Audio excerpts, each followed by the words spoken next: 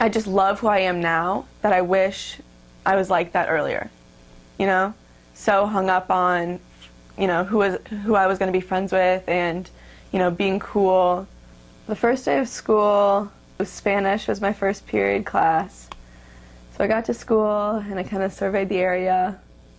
And I sat down next to this boy that he looked like he was my age. Maybe a month went by. And he started to write on my notebooks, you know, like, Annie sucks. And I kind of thought he was a friend. I thought it was in a goofy way. But then he started to rip up my homework, and it just got a little bit more violent each day. But it started, yeah, with just writing on my notebooks and just mean comments. Like, he would go to a party or something, and he would say, oh, like, where were you at the party? Oh, wait, you weren't invited, you have no friends. So it was just kind of, you know, more verbal. It started out verbal, and then it became a little bit more physical. And then he pushed me to the ground when I was walking to my seat one day, and that's when I kind of realized that it was getting worse.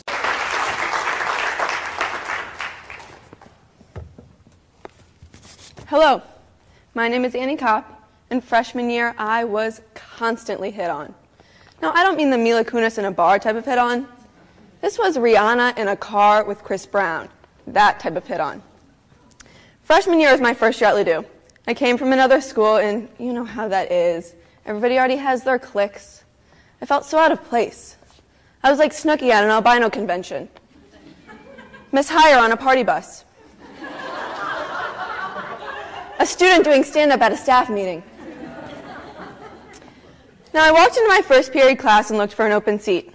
It was kind of like choosing where to sit on an airplane. I passed through first class, the first few rows. Everyone was facing forward, their seats in the upright position, and their electronic devices stowed. Now, being this is Ladue, all of the seats in first class were taken.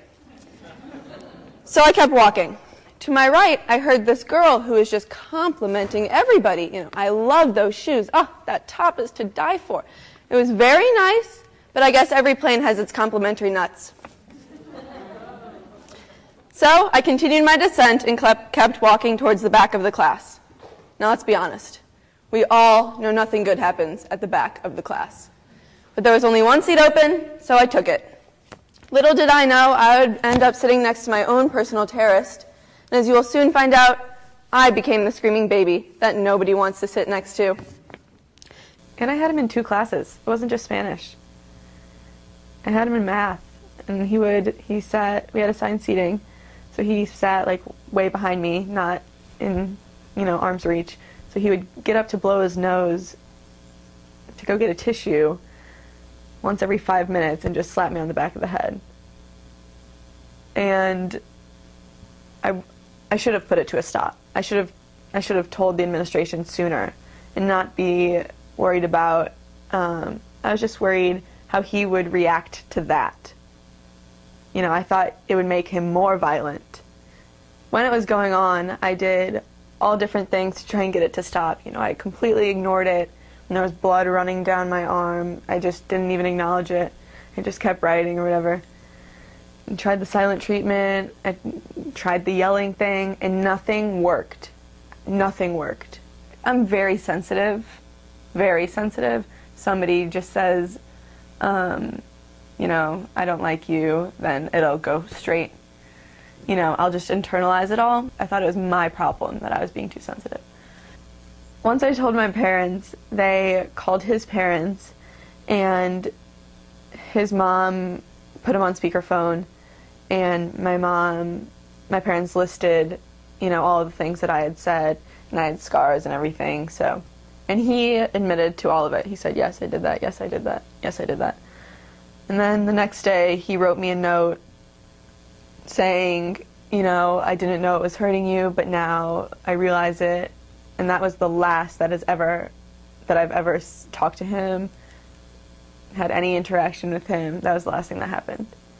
I kind of went from being the cool girl to not leaving my house at all. Like, there was a divot in my couch from where I sat. And then I kind of owned it. you know? I was like, focus on school. This is what matters. This is going to be your revenge.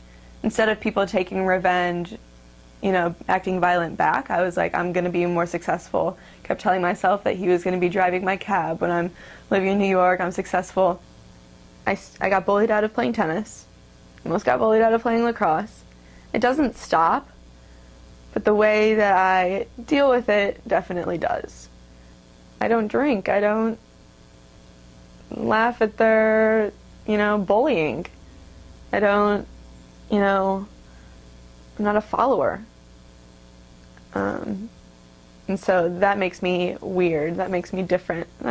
I'm totally fine with it. I'd so much rather be weird and different than do that. From my experiences, if I just change the way that I internalize it all, then it's less destructive. And I have something to say to the teachers, but I don't have anything to say to the bully. I think it's kind of a waste of time to focus on them instead of the people that are being bullied or the teachers. And if they get it to stop in their classroom, like I can impact more people giving a stand-up routine, they can impact their whole class. Focus on the people that you can impact, that you can truly impact, and that's the victims. Because if they change their mindset, who knows, they can be like I was and come out a better person. I don't think it's right for teachers to just be there to teach. If something's going on, pay attention to it. Just say stop. It's so simple. I don't understand why it's so complex. We look at adults as our role models, right? And if the teacher doesn't do anything about it, we follow by example. The teacher, the day after my routine, she emailed this girl that I overheard talking, saying, I've noticed some boys are, you know, bothering you, and I just want to make sure that my classroom is a safe place. So that was just really, really great to hear.